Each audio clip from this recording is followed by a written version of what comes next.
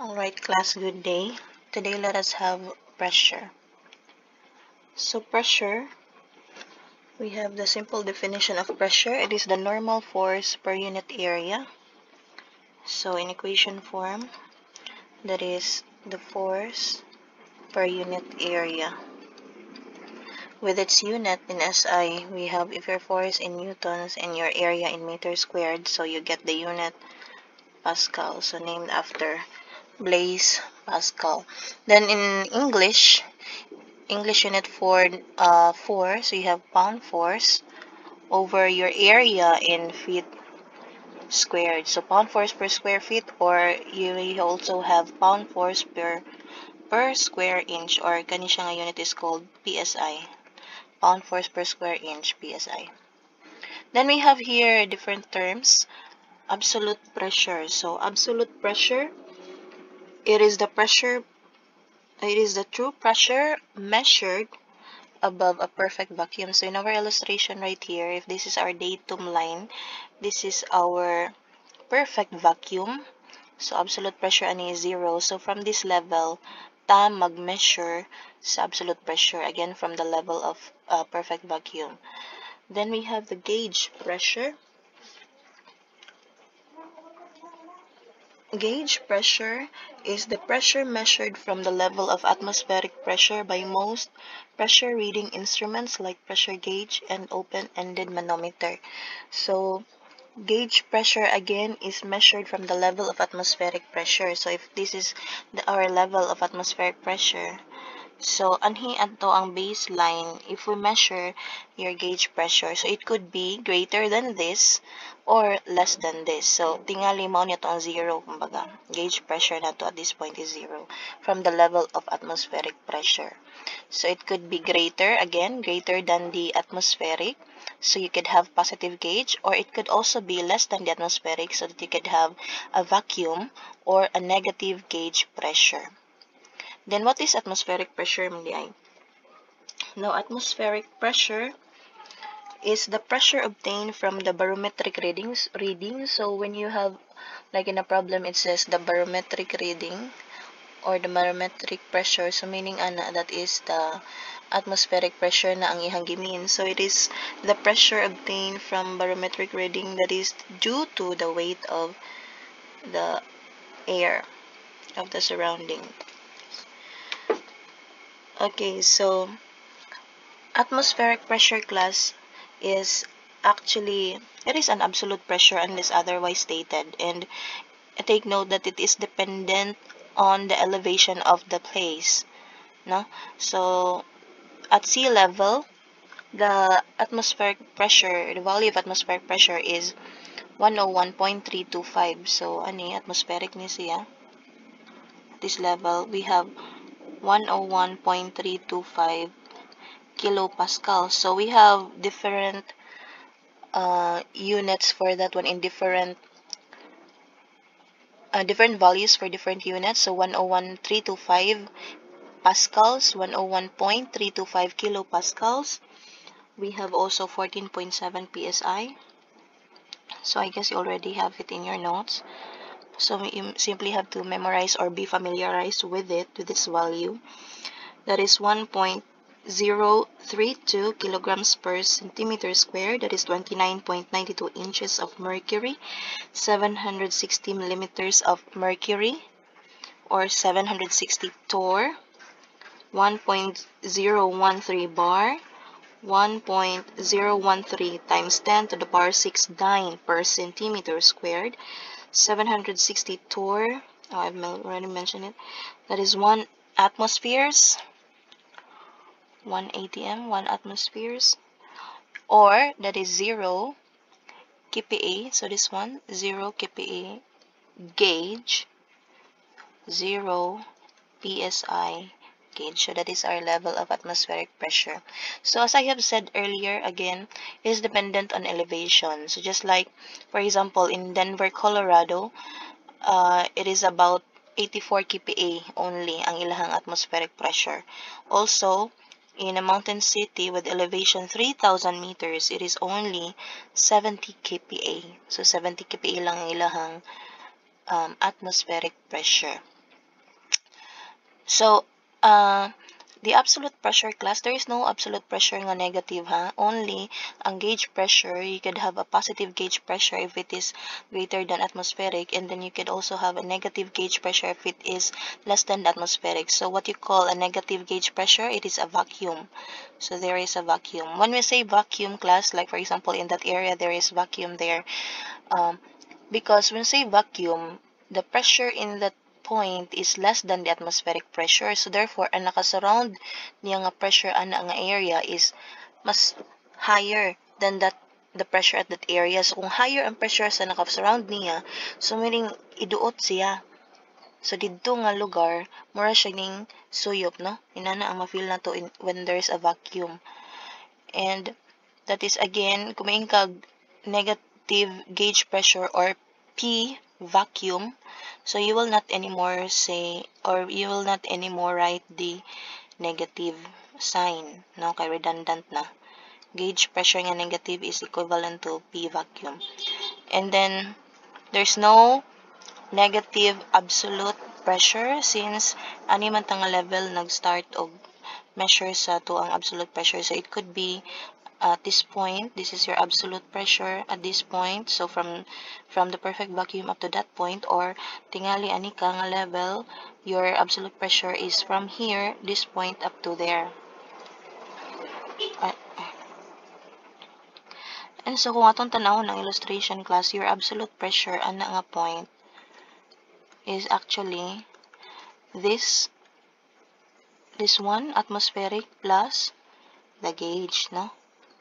So kana ang level plus kana. So that is actually the gauge pressure plus the atmospheric pressure. So we have this simple relation between the three different pressures that we have.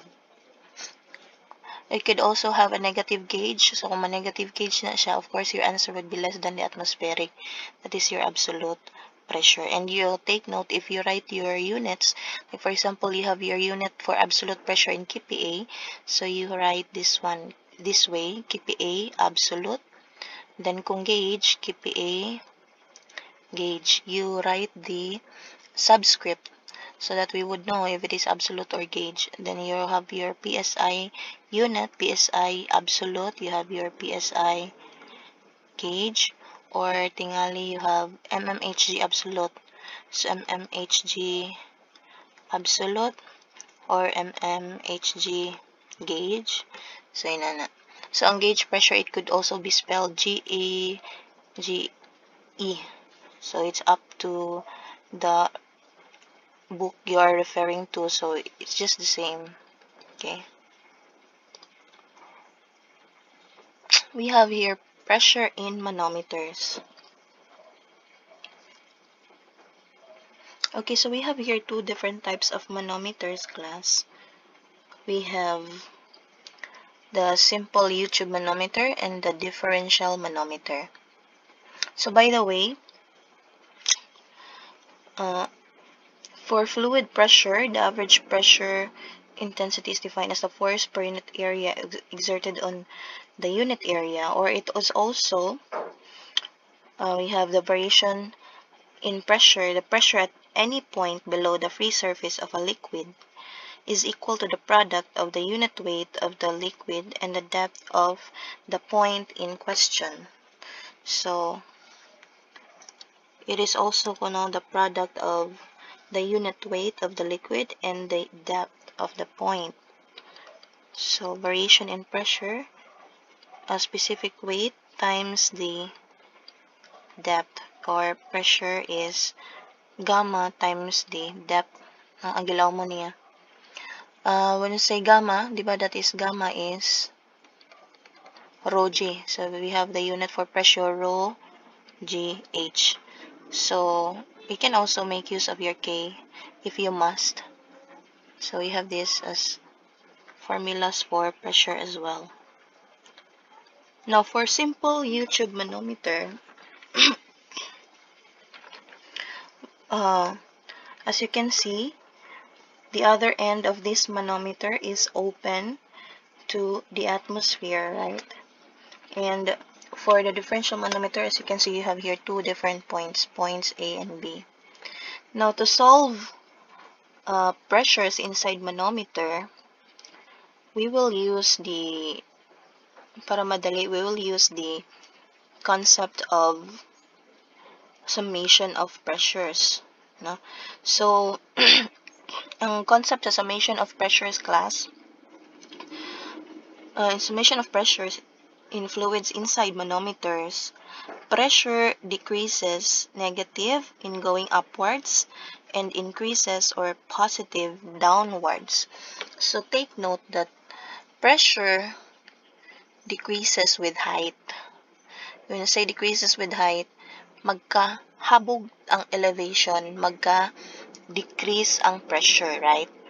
Kung magkalaom ka, like for example, anha sa dagat, magkalaom ka, like for example, mo dive ka sa butang tag 4 meters below sea level, or ano sa naman na, panang gilawmon, below the surface of the dagat. So what you will experience is, di ba, magsakit imuhang daunggan because kusog na ang pressure at that point, o the more kang mopalaom. So it decreases with elevation. So ang pressure o adto ka sa habog mo decrease, kung molaom ka mo increase.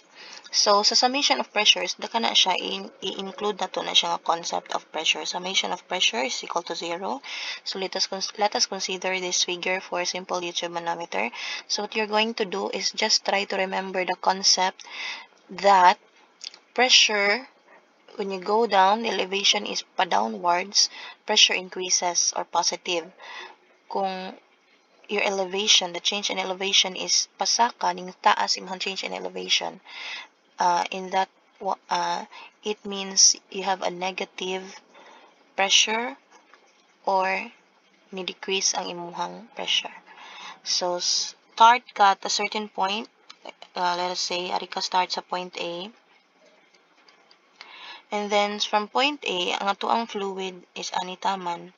So from here to here we have H1, ning down kag H1, so meaning to say plus, so positive na siya kay down man ka, gamma 1, so the gamma of fluid 1 then times H1. And then from this point of the next fluid, we have anitaman siya, ani nga level. So yung difference, ani taman din ha, is H2. So ning saka siya, no? So kung pasaka, minus, negative na siya. So negative gamma 2 H2. No? Another fluid, gamma 2 H2, height of that fluid, kani siya nga difference. And then ari ka sa minus the last point, pressure at the last point, since it is open to the atmosphere. So if it is open to the atmosphere class, atmospheric pressure gina siya na is equal to 0. So don't forget to equate that one to 0. So that kung pangitaan ka sa pressure ni point A, so what is now the pressure at point A? We have gamma 2 H2 positive minus gamma 1 H1 plus atmospheric. Then since nag-involve atmospheric, your answer now is an absolute pressure. This one. So do not forget, if English units, importante nga mag-K ka. Okay.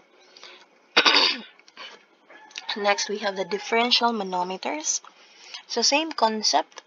Summation of pressure is equal to 0. Start ka at a certain point, PA.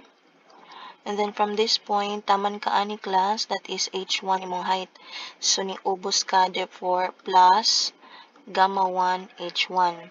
And then from this point, taman ani nga fluid, ning saka ka, no? So ana to din ha, ning saka siya, diha, H2. So minus gamma 2 H2. And then from this point up to din ha nga point for our fluid 3. This one is H3. So ning saka, so minus gamma 3 H3 minus the last point nga pressure PB is equal to 0. So that na naka-equation, so you can now have pangitaan kintahi ka sa pressure difference between points A and B. So pressure difference sa point A and point B is equal to we have positive gamma 2H2 plus gamma 3H3 minus gamma 1H1. Or, kintahay pangayuan ka ni PA, so i-transpose ra na nimo si PB, dire. Or si PB po ang pangayoon, so ibalhin ra po nimo si PB, then kani ari ni siya i-minus dire na. Okay?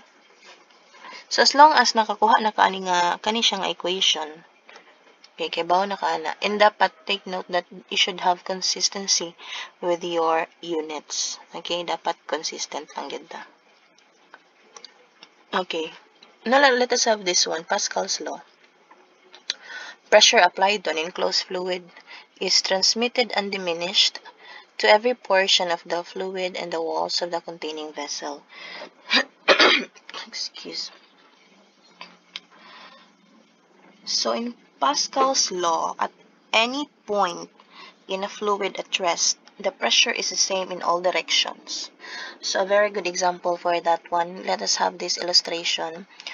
An example that is an application of the Pascal's law is this hydraulic lift. Hydraulic lift. So for example, this one. So this is an enclosed, we have here an enclosed fluid in the closed vessel. So ingon ko na sa Pascal's law, pressure is applied, transmitted, undiminished to every portion. So whatever is the pressure from here is the same as with the pressure here. Okay, so at this point, pressure is P. At this point, also P. Equal na siya. Now, suppose we have at this point, point 1. This is our point 1. This is our point 2. As you can see, at point 1 class, we have smaller area as compared to your point 2, right? Ingon si Pascal's law nga ang pressure ko no is equal, so undiminished man siya, so pressure at point 1 is equal to pressure at point 2. So kung tanaw na to, this is area 1 for point 1 and you are applying also F1. So F1 over area 1 is equal to F2 area 2. So therefore, if we cross that one, F2 is now equal to A2 over A1 times F1. Okay. Now, if we try to see it, class, suppose our area 2, di ba tanaw na to siya is mas dako gid siya as compared to area 1. Suppose our area 2 class is 3 times your area 1. So what will happen? Okay, try to look at this one. F2 is equal to, if your A2 is 3A1 over A1, then times F1. So that makakancel ka. So your F2 now is 3 times your F1. That is why, mag-apply kag small force, ang makaya niya nga force is 3 times sa imuhang gi-apply diri. That is why makadaog siya sa car, even applying a small force, no? Makasupport siya sa car. So that is the concept there for hydraulic lift. Another also is for a hydraulic jack. If you have used a hydraulic jack, ngano man nga maarsa man yung sakyanan, even when you are just applying force, ikaw raman to yung nag-push adto, imuha raman tong force. So that is the concept behind it. No? So it is a force multiplier. No? So you can see, F2 is 3 times F1. So na-multiply niya ang imuhang i-apply nga force. Okay, we have here sample problems. Let us try to answer this. Express the pressure gauge reading of 35 psi in absolute pascals.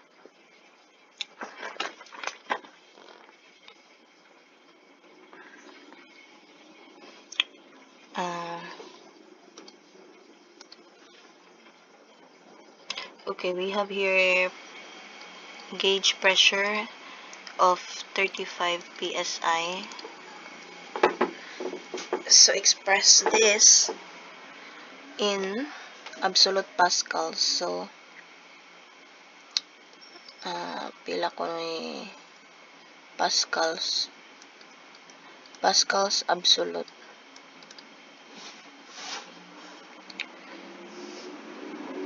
So absolute pressure man ang gipangita nato. So we have gauge plus atmospheric. Ang gauge nato is 35 psi, which is given, plus the atmospheric pressure in psi, that is 14.7 psi. So you must learn, or you must be familiarized already with the values of atmospheric pressure. So this is 49.7 psi absolute. This is your absolute pressure, but this is still in psi. So to convert that one to pascals, so again, memorize the value of absolute atmospheric pressure in psi is 14.7 psi, while in pascals, that is 101.325 pascals. So that you get now your absolute pressure in pascals absolute. 342 575 575 342 575. Okay, class. Okay. Next, the manometer shown is used to measure the pressure in the water pipe. Determine the pressure excuse me. Determine the water pressure if the manometer reading is 0.6 meters. Mercury is 13.6 times heavier than water.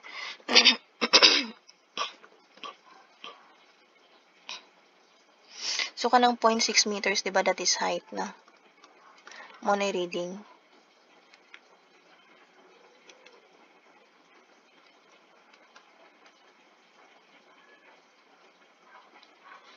Okay, so kung mag-summation of pressures ta class, pwede ra sa mag-summation of pressures for this one. Okay, so we have this. This is water. So, tingali ko na to ang pressure at point P. This water up to here. Then, kani siya mercury na ni kaning black part. Now, kani siya point A. Kaning gi-indicate nga point A, ani, at this level B. Same na slag pressure, no? Ingon si Pascal's Law. So, gikan din ha, padung dira. Same level. Same po na slag pressure, ana. Then, this one, this is open to the atmosphere, so this is atmospheric pressure. So, kung maggamit ganit ang summation of pressure is equal to 0, pwede raman. We start from P. And then, pa-down ka, so plus gamma of water times H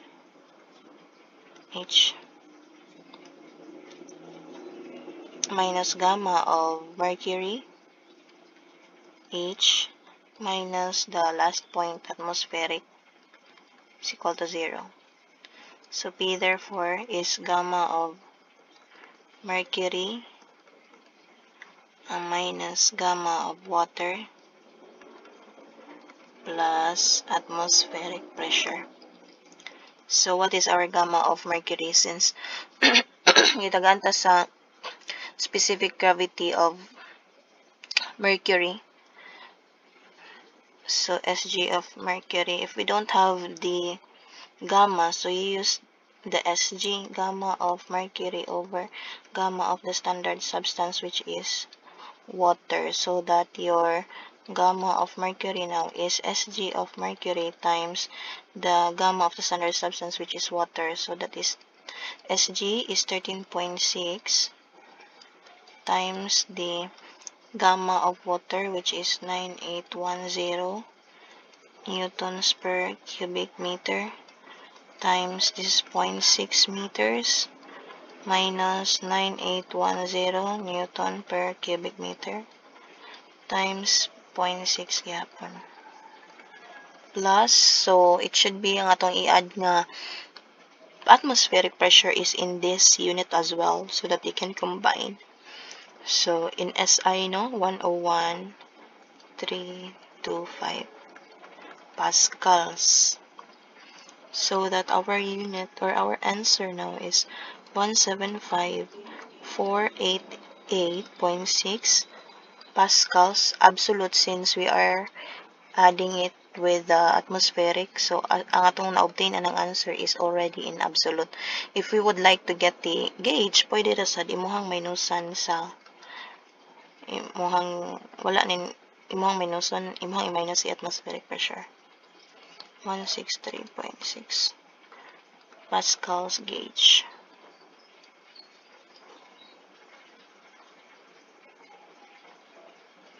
Okay.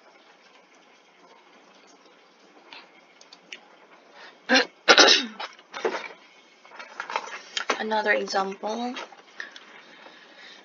In the figure, liquid at A and B is water and the manometer liquid is oil with specific gravity 0.8. H1 is 300 millimeters, H2 200 millimeters, and H3 600 millimeters. Determine, okay, so letter A, we are to get the pressure difference. PA minus PB. And if B is 50 kPa and the barometer reading is 730 millimeters of mercury, find the absolute pressure at A in meters of water. Okay.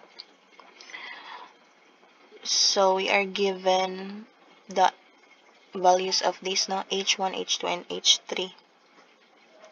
We have specific gravity of this fluid too, which is this is oil, so 0.80. Then at ani siya, ani, and this one, this is water. So let us try to make use of the summation of pressures. Summation of pressures is equal to 0. Start ka from point A. So from point A to here, ning saka ka, so minus ka.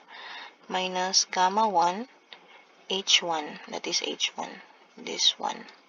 And then from here up to ani siya kani nga level, so gikan din nga level up to that ning saka ka, so minus gyapon ka no, minus gamma 2 H2. And then lastly kani siya din ha, tama na ka diri, that is H3.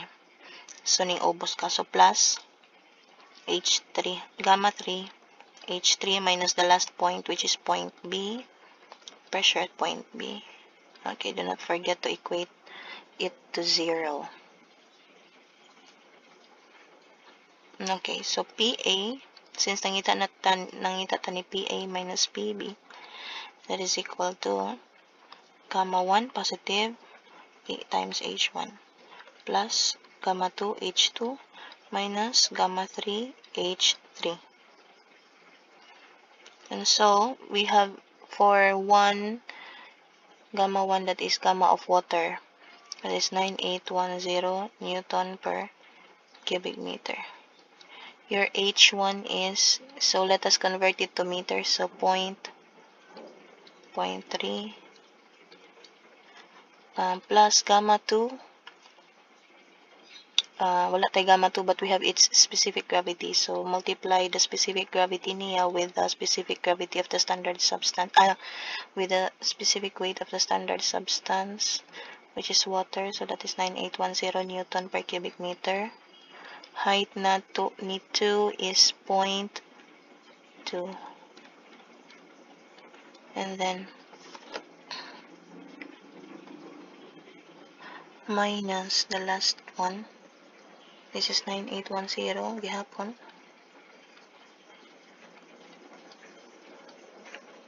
Times H3, which is 0.6. So PA minus PB is negative 1373.4 pascals, or in kPa that is negative 1.37 kPa. Okay.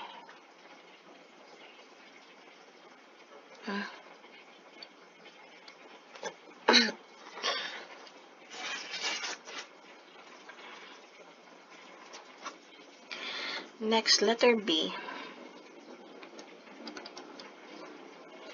if you're given pressure at point A, point B day ang given.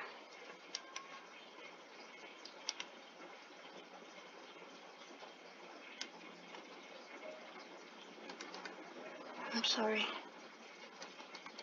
50 kPa. What is the pressure at point B? Point A. So from this, we have PA minus PB. Kung atong i-transpose, para makuha na to si A. So ato ang this one is 1.37 kPa. So si B atong i-transpose, no? So ma-plus si B plus 50 kPa. So nanaka ni PA. This is 48.63. This is gauge. Kung if we try to get the absolute pressure, so we must add the atmospheric pressure at that given. This example, the atmospheric pressure is 730 mmHg.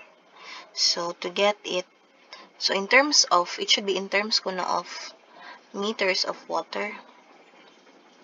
So para makuha na to ang meters of water from pressure is gamma times H.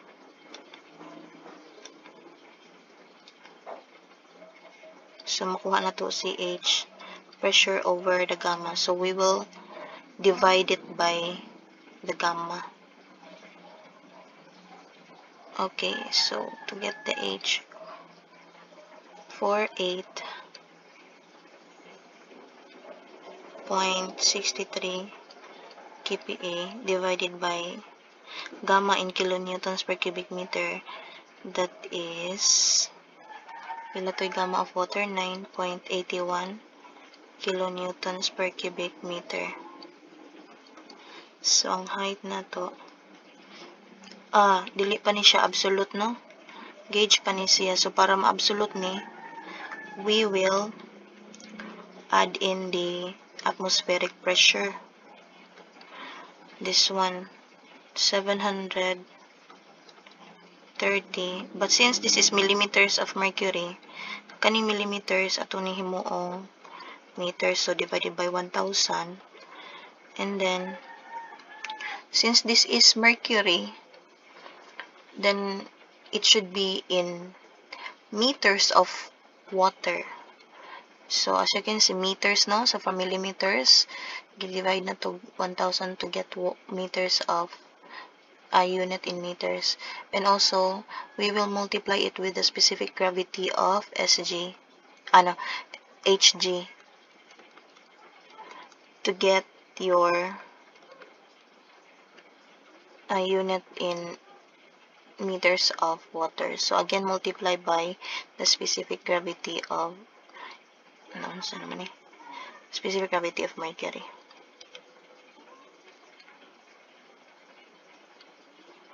So that your H now in meters of water, 14.9 meters of water. This is now in absolute. Okay.